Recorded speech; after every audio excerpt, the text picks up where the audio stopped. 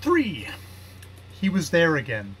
She saw him when she took her first glance at the restless Manhattan audience, down in the front row with his head bent a bit forward with his gray eyes fixed on her. And she knew that to him they were alone together in a world where the high-rouged row of ballet faces and the massed whines of the violins were as imperceivable as powder on a marble Venus. An instinctive defiance rose within her. "Silly boy," she said to herself hurriedly, and she didn't take her encore. "What do they expect for 100 a week? Perpetual motion?" she grumbled to herself in the wings. "What's the trouble, Marcia?" "Guy I don't like down in the front row." During the last act, as she waited for her specialty, she had an odd attack of stage fright. She had never sent Horace the promised postcard. Last night she had pretended not to see him, had hurried from the theater immediately after her dance to pass a sleepless night in her apartment, thinking, as she had so often in that last month, of his pale, rather intent face, his slim boyish form, the merciless, unworldly abstraction that made him charming to her. And now that he had come, she felt vaguely sorry, as though an unwanted responsibility was being forced on her. "Infant progeny," she said aloud. "What?" demanded the negro comedian standing next to her. "Nothing, just talking about myself." On the stage she felt better. This was her dance, and she always felt that the way she did it wasn't suggestive any more than to some men every pretty girl is suggestive. She made it a stunt. "Up, down, downtown, jelly on the spoon, after sundown, shiver by the moon." He was not watching her now. She saw that clearly. He was looking very deliberately at the castle on the backdrop, wearing that expression he had worn in the Taft grill. A wave of exasperation swept over her. He was criticizing her.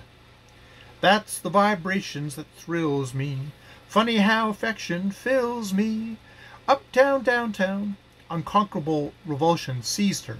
She was suddenly horribly conscious of her audience as she had never been since her first appearance. Was that a leer on the pallid face in the front row? A droop of disgust on one young girl's mouth? These shoulders of hers, these shoulders shaking, were they hers? Were they real? Surely shoulders weren't made for this. "Then you'll see at a glance, I'll need some funeral ushers with St. Vitus dance. At the end of the world I'll..." The bassoon and the two cellos crashed into the final chord. She paused and poised a moment on her toes with every muscle tense, her young face looking out dully at the audience in what one young girl afterwards called such a curious, puzzled look.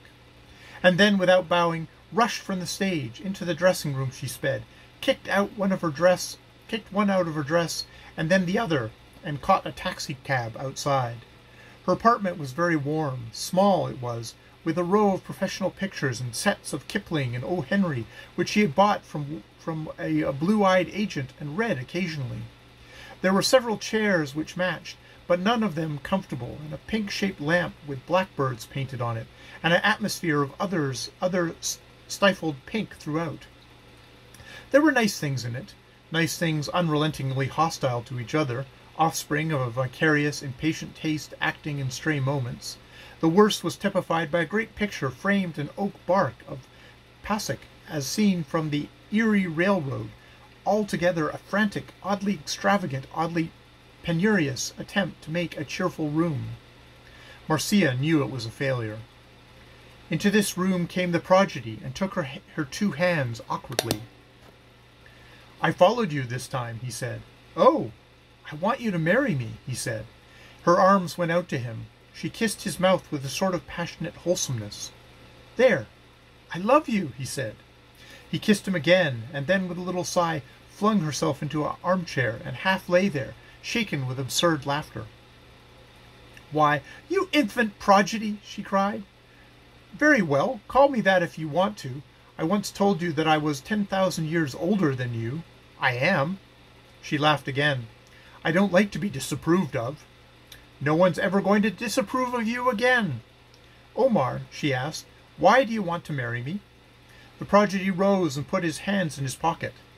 "Because I love you, Marcia Meadows." Then she stopped calling him Omar. "Dear boy," she said, "you know I sort of love you. There's something about you, I can't tell what.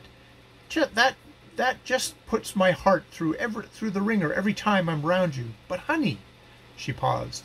But what? But lots of things. You're only just 18, and I'm nearly 20. Nonsense, he interrupted. Put it this way, that I'm in my 19th year and you're 19. That makes us pretty close without counting that other 10,000 years I mentioned. Marcia laughed.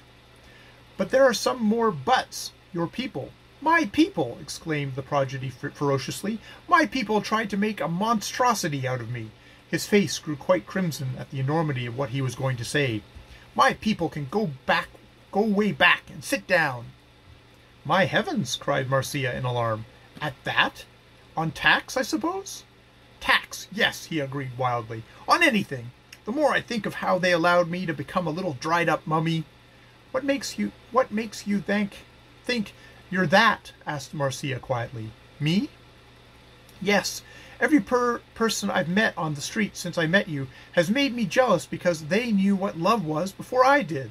I used to call it the sex impulse. Heavens! There's more buts, said Marcia. What are they?